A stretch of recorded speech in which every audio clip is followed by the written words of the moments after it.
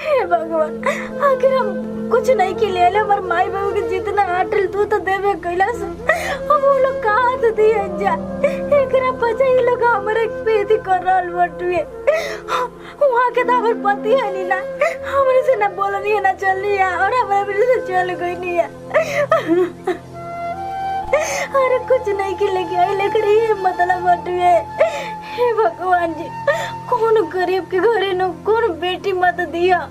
अगर देवे कोई न तो ऐसा ने घर में दिए जो ना घर में रह सकत। बताओ दधा के बेटा के बियाह कोई नहीं लोग गांव ढेर पिट रहे हैं बेटा के गाड़ी मिली सिकड़ी मिली चैन मिली नोते भिखवा कुछ दिले हमरा के ठेंगर देखा देला सा कुछ धधाइले उतर गेल हमार अरे भाई काटा क्वेश्चन बिया का घामा में काम करतली रे त का करी ना करी त करे कराए वाला के बाबू तो है जो कुछ देला नहीं खन करतिया खटी पर तो चुआवतिया खरे बाबू के मुंगा के विरोध में रोवतिया ओकरा के बोलबी तब न बाबू तो है देले त का करी रही के जा तू ये समझाव कम से कम कामवा कर ना खराब के उ का करी रे उ करतिया रोक माई बाबू खाई माई बाबू के मन पड़ता बाप बाबू के मन पड़ब के नहीं रोकरा के रोवतिया रोज तो बताओ तो चल आल तो जो तोरे कहल में हमरा कहल नहीं मानती मानो ना ओकरा के समझाओ ओकरा के। अरे केने वाली रे कोई सुतल के है जा रे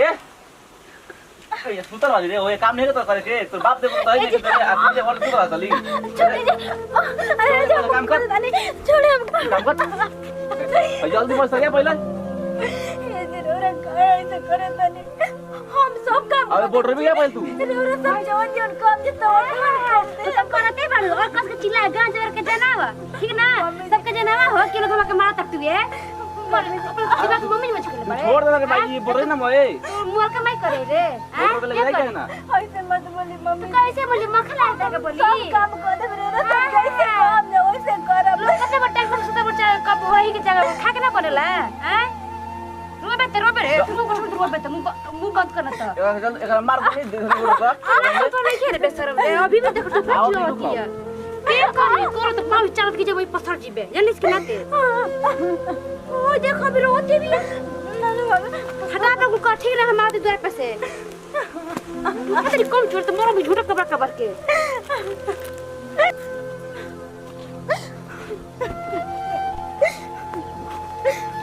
आज हमारे माई बाबू धनी रही तो हम क्या इधर घर में शादी ब्याह ना करे।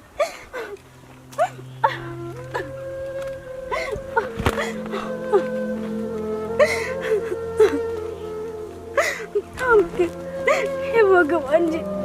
कभी तो ऐसा कोनो लगी बेटी मत करिए अरे काहे कहते देवे लो इतन घर में बेटी सब लोग आज हमारा जरा कैसे व्यवहार करा तो बटुए फोन ये तो भाई बबुआ के फोन हटवी ना अच्छा से बात कर लेता नहीं। हेलो गोला बतन दीदी खुश रहो बबुआ ठीक बाली ना हाँ हम ठीक बानी तू लोग ठीक बाहो जाना हमनी के ठीक है बन जा काहे तो खबर आके बोलत तली कुछ दिक्कत बका रे ना बबुआ कुछ दिक्कत नहीं के सब ठीक बटुए बोल दिक्कत बता वहीं आओ तनी ना बबुआ कोनो दिक्कत नहीं के अब सुन तुम माई के नो ख्याल रखे ठीक बटे ना ठीक बा बाबूजी के हर कहल करिया ठीक बा तू अपन ध्यान रखिए ठीक बा हाँ ठीक बेटे रखता नहीं ठीक बा बताओ दान दहेज बापे के मत दिलस नतिया ये जगह कर रे माई का कर रे बबुआ बाहर तरे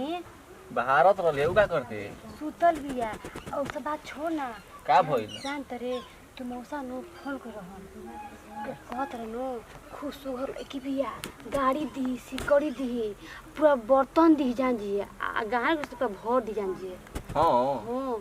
तो वो तो विचार का बटे अब तू जौन कहबी तो ना हम करब हमार ती विचार बन लड़के से बियाह कर ले। अच्छा ये बताओ बियाह क के आई तो हई कहां जाई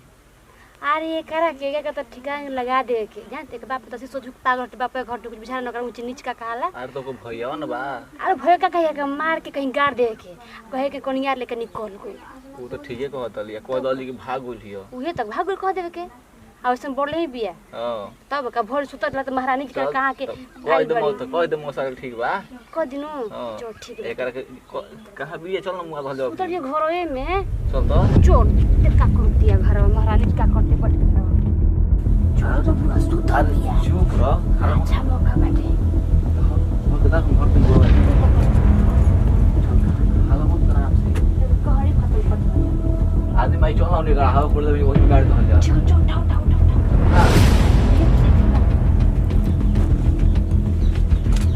दीदिया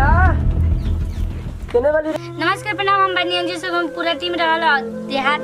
फिल्म के सब्सक्राइब करी जा और वीडियो बना के ये संदेश है कि धन के लोभ लालच के चक्कर में केहू के जान ना लेवे के चाहिए। पैसा तो बहुत आए लाखों रुपए आए लाखों जाए लेकिन केहू के जिंदगी चल जाए ना तो वापस ना आए। तो रौरा सब ई जौन गलती कैले बन जाए यहाँ सबके वो गलती रौरा सब बिल्कुल मत करम जा। वीडियो अच्छा लगे तो दिल से लाइक करी शेयर करी कमेंट बॉक्स में जरूर लिख के बताई ये वीडियो कैसा लगा। इस सबके साथ लेवल जी विदाई अगले वीडियो में फिर से मिला। नमस्कार प्रणाम बाय बाय।